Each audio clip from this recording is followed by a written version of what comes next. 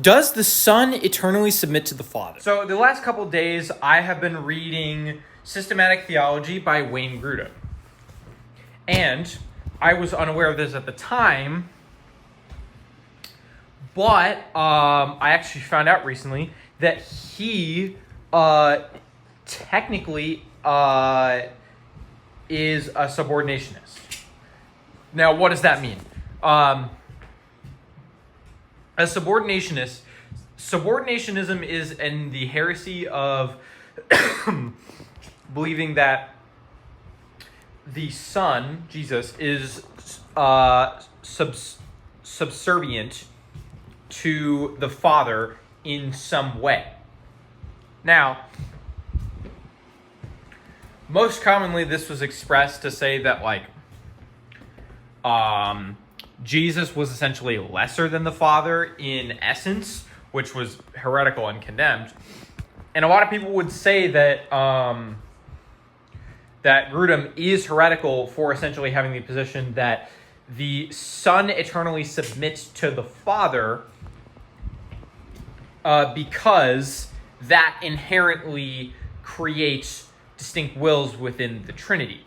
Now, I'm not going to say that I agree with it, because I disagree with that idea. However, his argument for it is interesting, and I don't think he's a heretic for taking this position. So his argument is essentially that the Son does not have authority by himself. All his authority comes from the Father.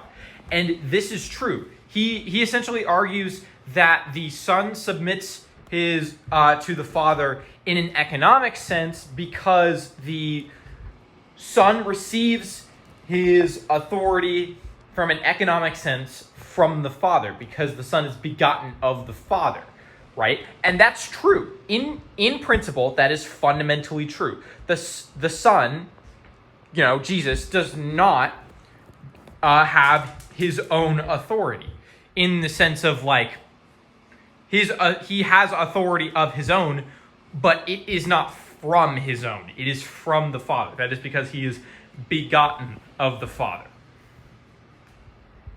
But we can still say that because it is a form of economic authority, right? Within the economy of the Trinity, the Trinity, given the authority of the Trinity, God is not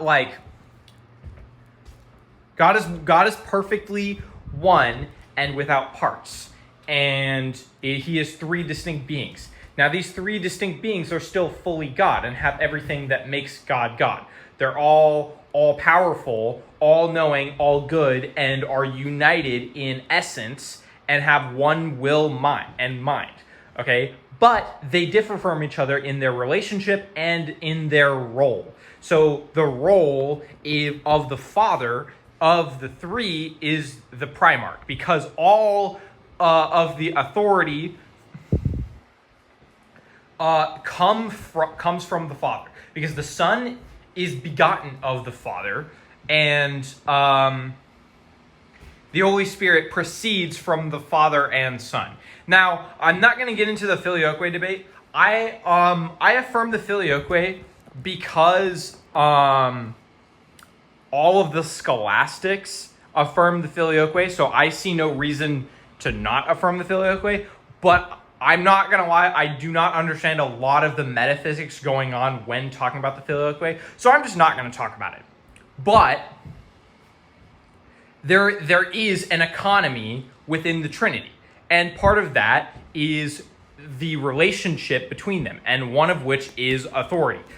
All of the authority and all of the, essentially the generation, quote unquote, of the three members of the Trinity economically is the Father is the source of everything going on in the Trinity. That's not to say that the Father is more God than the other three. It just means that he has a greater role, because the Father has the most authority out of all of them, right? And again, all three of them are uncreated, and and fully God.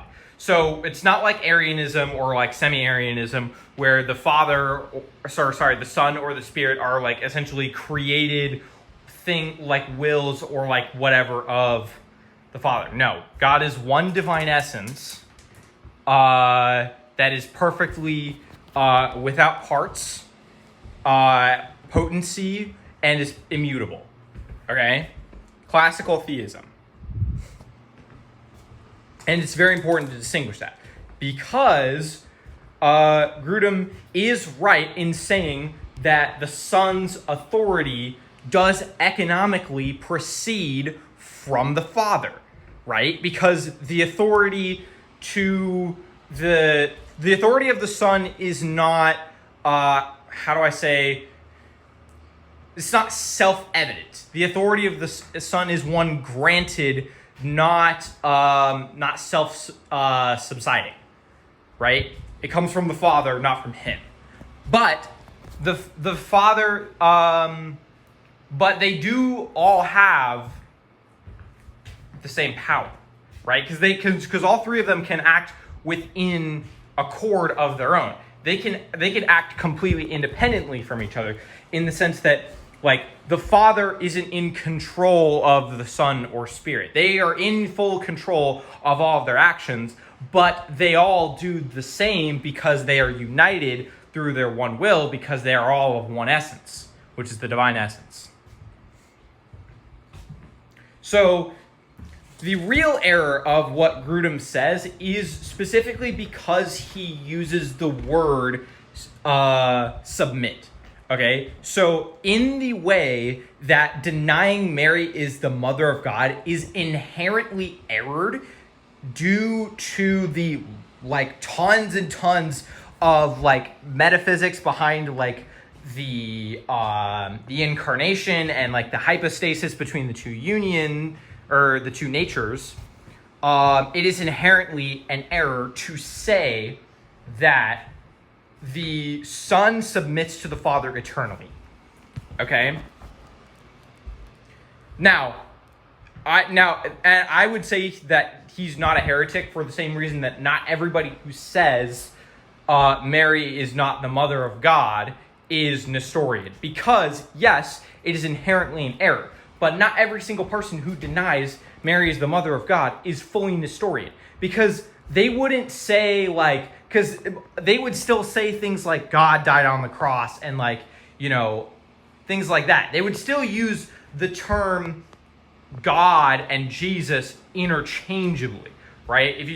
They just dislike it when that comes to Mary because they find that role elevating for Mary, and they dislike it because God was never born. Which it's technically correct. God is technically only Mary technically only conceived of the human nature of Jesus because the divine nature is uncreated and the human nature of Jesus is created. But we still have to say Mary is the mother of God because it's a hypostatic union. It's one person. You wouldn't look at Jesus and say, oh, that's the human body, the mortal body of Jesus. You would say, yo, that's Jesus. You wouldn't say, yo, that's the human body in which God the Son resides. No, you would just say, that's God the Son. You cannot confuse the two. Otherwise, it just gets heretical too fast. You got to be really careful with the language you use about the Trinity. And that's why when it comes to Trinity and when it comes to Christ, a lot of things are heretical or errors just because of the language, not inherently because of the principle. Because in principle, Grudem is 100% right. But by using the language of submit, he just is wrong. He just is wrong, right? But that's the only reason why he's wrong, because he's using that term. In principle, he is right. The Son only derives his authority from the Father. But that doesn't mean that the Son submits to the Father, because that inherently creates a confusion within the Trinity where there's multiple wills, and that means that they are not united in one essence. Okay? Obviously, that's not what Grudem is saying. He addresses that claim in the book. He's saying, yo, I don't think that. I still think they're one essence, one will. Right? So that's not what he's saying. But the language he's using is contradicting his own beliefs. So he is wrong for that. So I would say that this view is not heretical, but it's definitely wrong. And it's very interesting to study things like this because it helps us understand theology and metaphysics better. Especially, this stuff is really confusing. I still have a very hard time understanding this. Like, I still have no idea all of the metaphysical arguments going on within the Filioque, and I really want to learn. So, please explain to me metaphysics about the Filioque. I'm very curious.